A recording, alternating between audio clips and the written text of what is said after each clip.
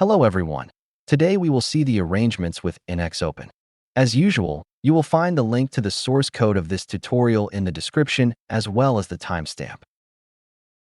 In today's tutorial, we're diving into one of the most powerful automation capabilities available in Siemens NX, arrangement management through Siemens NXOpen C#, developed and executed within the Design Center environment. Arrangements allow us to control component positions, visibility states, and assembly configurations without creating separate assembly files.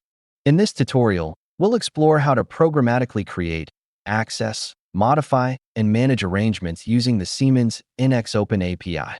We'll develop a practical solution step by step, showing how automation can streamline repetitive tasks, improve consistency, and significantly reduce engineering effort. In NX, when you create an assembly, the system automatically creates an default arrangement. You can create, copy, and rename arrangements. In this assembly, I have 3 arrangements. The free arrangement leaves a degree of freedom on the x-axis. The closed arrangement determines the state when my vise is at maximum abutment, and the open arrangement determines the state when my vise is at minimum stop. We will try to reproduce this with the NXOpen APIs. In this new assembly, I removed the arrangements and kept the default arrangement. The mobile jaw is free on the x-axis. The first step is to rename the default arrangement. This will be the free arrangement. As usual, I created a new project in Visual Studio using the template we prepared during the tutorial configuring Visual Studio for NXOpen C#. We will create 2 variables of type string to store the current name of the arrangement and also the new name.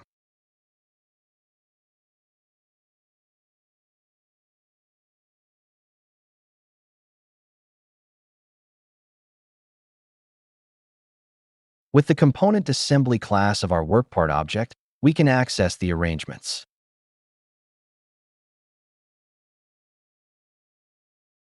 I will use the findObject method to retrieve an object that points to this specific arrangement.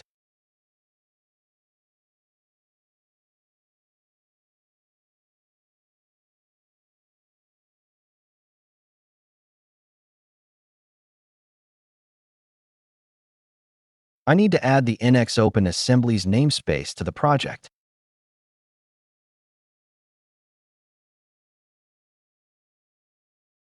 Let's check if our arrangement exists.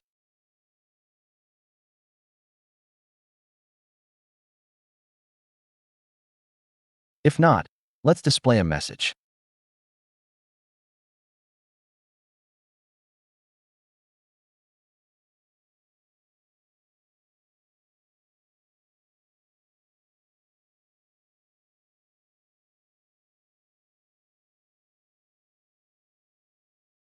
We just need to rename our arrangement with the setName method of our arrangement object. That's all. Save and build the solution. In the output window, copy the path of the DLL. In NX, I do have my default arrangement. Run NXOpen using the keyboard shortcut Ctrl+U. Paste the path to the DLL and click OK.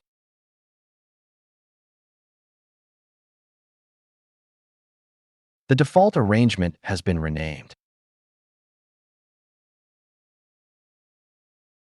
Before we proceed, let's create a method to rename an arrangement.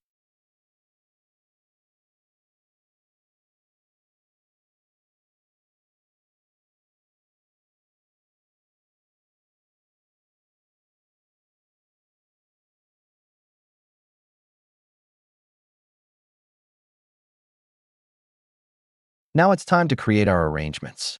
Let's create a method for this.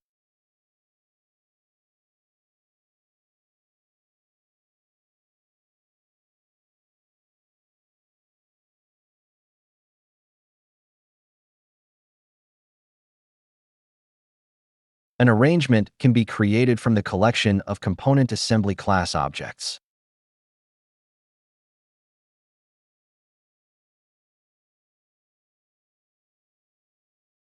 You will notice that the create method needs a base template arrangement as its first argument.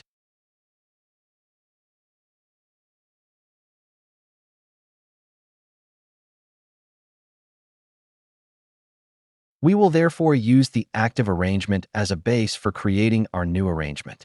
To obtain the arrangement currently used in our assembly, the root component and used arrangement property is well suited.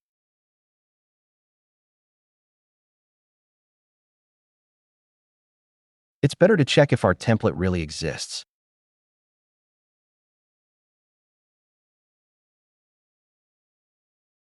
It is not mandatory here, but I will still create a newly created arrangement object, in case I want to display a message.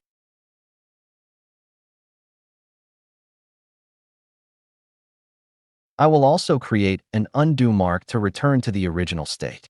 You never know.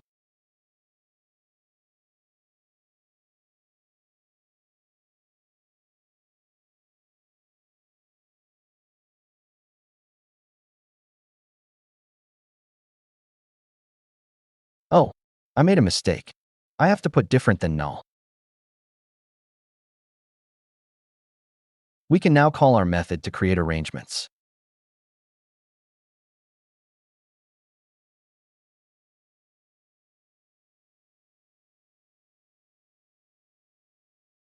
I will create an additional test arrangement. We will delete it later. Save and build the solution. In my assembly, I have only one arrangement, the free arrangement that we renamed earlier. Run the program. My arrangements have indeed been created. If I activate the test arrangement and try to delete it, NX sends me a message. The active arrangement cannot be deleted. We will delete it via NXOpen. In Visual Studio, create a new method to delete an arrangement.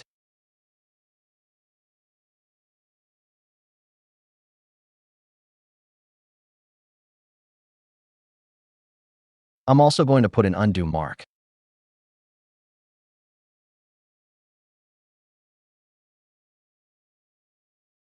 We are going to retrieve two arrangements objects. The first concerns the active arrangement in the assembly. The second will be the arrangement to be deleted.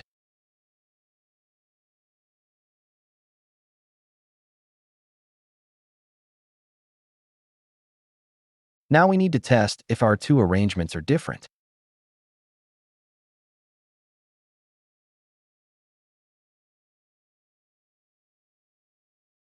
If that's not the case, send a message to the user.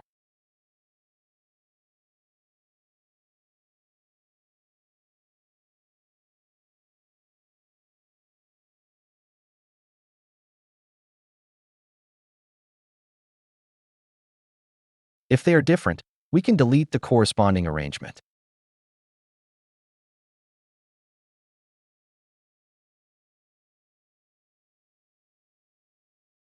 In the main method, let's call our new function.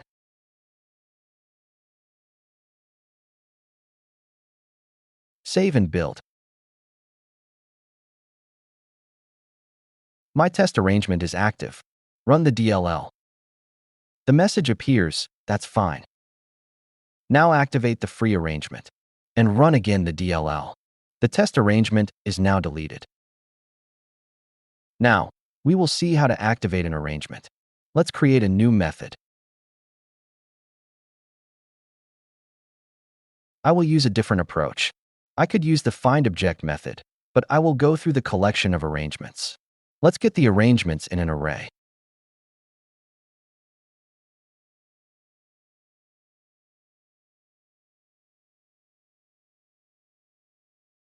Using the for each loop, I go through all the items of the array. If the arrangement matches the name passed as a parameter, then I activate it. I use the active arrangement property of component assembly.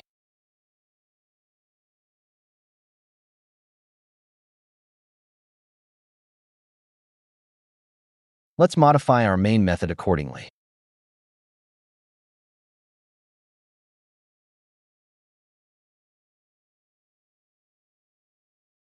Save and build. Verify that the open arrangement is not already active. Run the DLL. Now open is the active arrangement. We will now move on to the most complex phase. For now, we have 3 identical arrangements. We will create specific constraints for the arrangements. We saw in the previous tutorial how to create constraints. I will reuse the code from this tutorial. I copied the code to create a constraint touch from the previous tutorial. You can find the link to the source code on GitHub in the description. In the parameters of my method, I pass a type of alignment. We don't need it, because it will be a type of contra line alignment.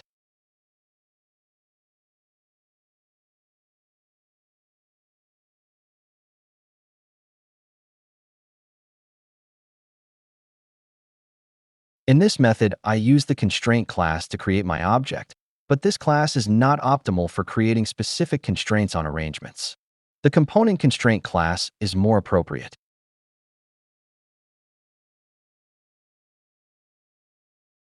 The component constraint class inherits from the constraint class. This means that all methods of the constraint class are also accessible in the component constraint class. But the component constraint class has additional methods regarding arrangements. Let's modify the code to use the component constraint class instead of constraint.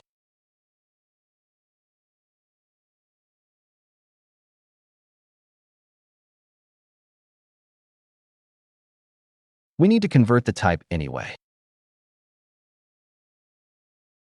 You will notice that not all calls to the following methods fail.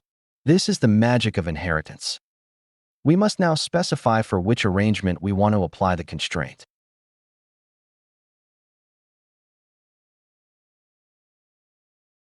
We have an arrangement-specific property,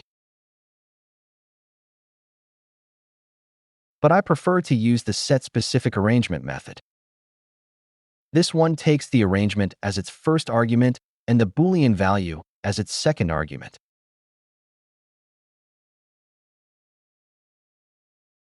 We need to create our arrangement object according to its name. We have already done it. We can copy the code from the delete arrangement method.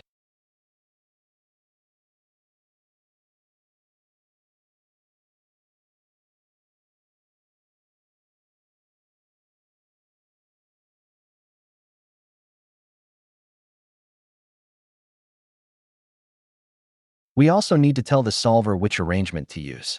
Let's pass our arrangement to the component positioner object and the primary arrangement property. Let me check if everything is okay.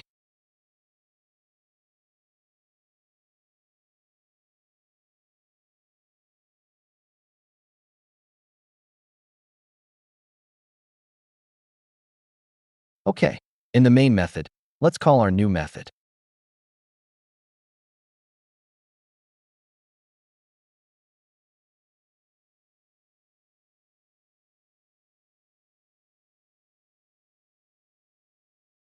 Save and build the solution.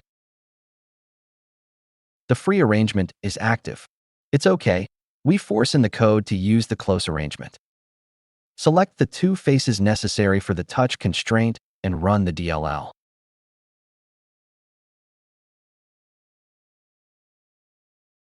Oops, it's not normal. The free arrangement should not be impacted. The constraint was indeed created, but it is active in all arrangements.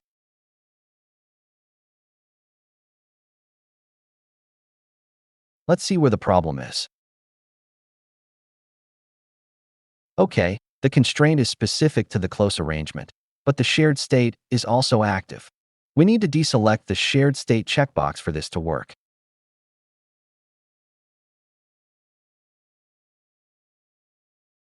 Let's cancel our operation via our undo mark.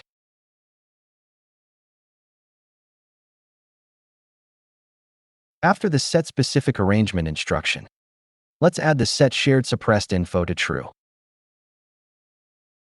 This will do the job.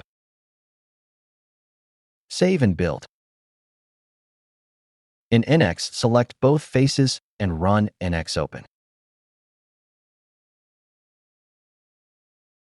Okay, the constraint has indeed been created. It is inactive in the free arrangement, that's right. It is also inactive in the open arrangement, that's what we wanted. And for the close arrangement, it is active. Well done, it's work now. Last thing to do. Add the constraint for the open arrangement. So easy. In NX, select the two faces necessary for the touch constraint and run NXOpen.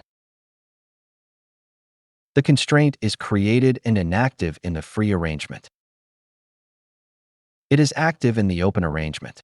Both constraints are inactive in the free arrangement. Only the first constraint is active in the close arrangement. Well done.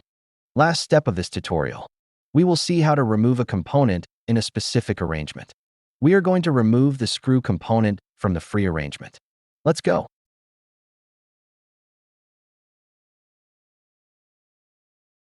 Let's create a new method.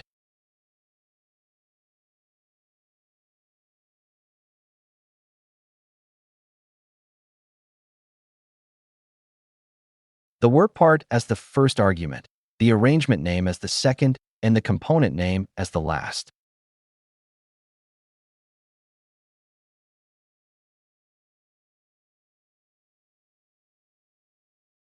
We can use the suppress components method of the component assembly. This method uses an array of components and an array of arrangements as parameters.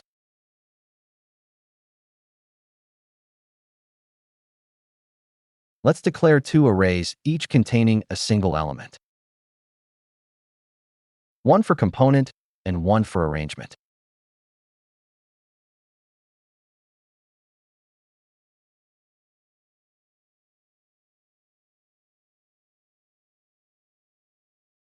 We can already pass our empty array to the method. For the first element of the array, let's get the existing code.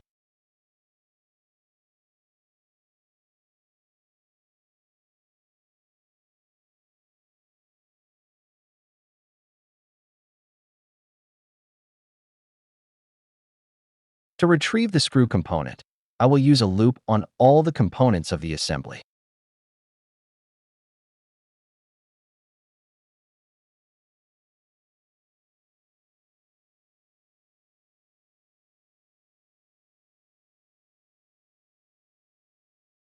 If the display name of the component is equal to the name passed as a parameter to the method, then I insert this component into my array.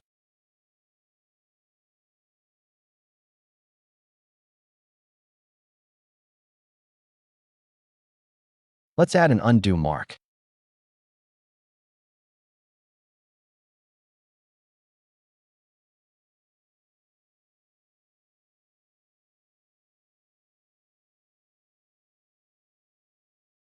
And also a refresh of the display. Let's call our function in the main method of our program.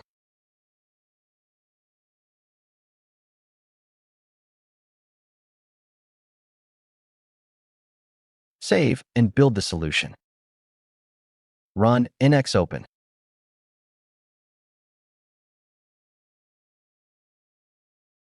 The screw component is now removed from the free arrangement.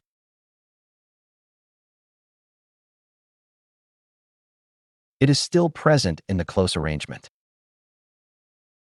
Same for the open arrangement. Well done. Good job. We have finished with this tutorial on arrangements. Thank you for your attention. I invite you to subscribe to my channel and like this video. I would be very grateful. You will find the sources on the GitHub of the channel. The link is in the description. See you next in a new tutorial.